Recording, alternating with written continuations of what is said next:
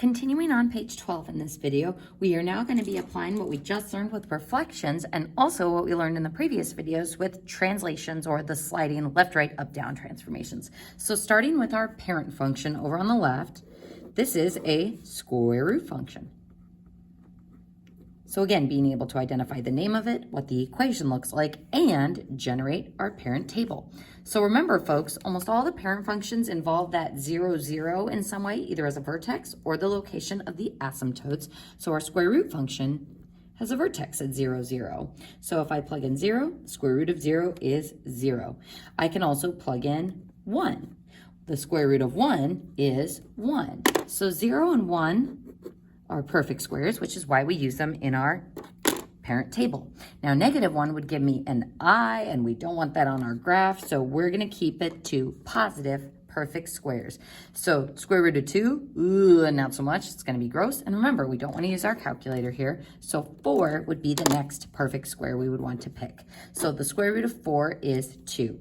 And folks, sometimes students will rush this table and they'll accidentally put a 4 here, and you can see why. So 0 and 1, the square root gives us the same number, but the square root of 4 is 2. So plotting that final point, boink, our square root function extends up and looks like half of a sideways parabola. So folks, looking at our transformed version of this parent function, the first thing we're going to do is describe the transformations. So I usually start with the outside ones just because I don't have to cross my eyes and they're a little bit easier to interpret. So this +4 on the outside is going to move our function up 4. This negative being multiplied out in front of the function will be a vertical reflection. And since it's flipping vertically, that means top over bottom, and we're pivoting on that x-axis. Excuse me. Next, our negative being multiplied on the inside with x, this would be a horizontal reflection. And we are going to, before we describe and do our coordinate transformation formula, we are going to just try to visualize what these transformations are going to do to my parent function graph. So let's just go ahead and start with the vertical reflection. If I pivot this top over bottom over the x-axis, my function will look something like this. So vertical reflection, something like that. Then if I reflect it horizontally, left over right over the y-axis, then my function will be over here.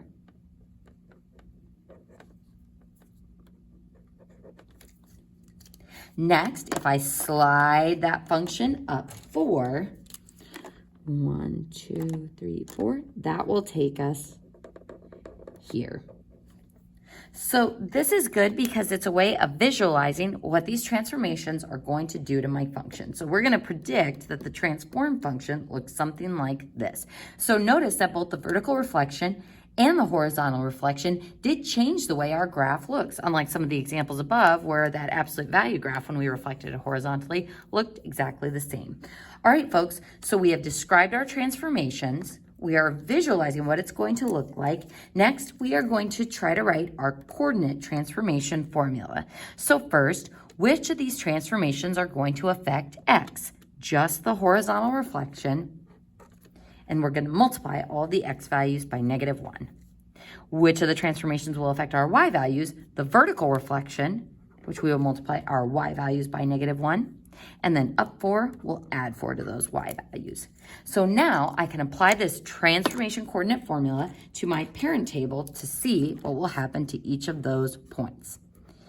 And again, folks, the reason why this is handy is because if we just tried to plug in random values here, it'd be first kind of gross to take the square root of them if we weren't careful, and it's a lot of things to apply and simplify. This automatically takes my easy points from my parent table and turns them into those same easy points on my transformed graph. So let's go ahead and take the opposite of all of our x values first. The opposite of 0, 0. Opposite of 1, -1. Opposite of 4, -4.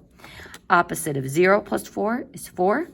Opposite of 1 plus 4 is 3. Opposite of 2 plus 4 is 2. And plotting each of those points, 0, 1, 2, 3, 4. -1, 3, -4, +2. swooshing on down this way. And we can see that, wow, our prediction on what the graph would look like was correct. And that is my transformed function. And folks, I'd like you to pause the video and see if you can write the domain and range for this one. For your correct answer, you should have had -infinity to 0 with a bracket. And remember, folks, what's tough about this is we have to read up from left to right. So with inequalities, it's like, well, it starts at 0 and it's covered going to the left.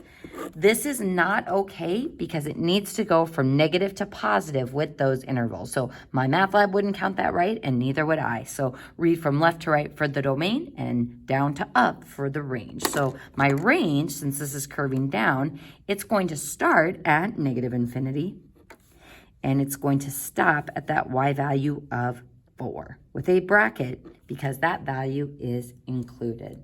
So folks, on the next page, we'll be getting into our stretches and shrinks and kind of an overview of the reflections again.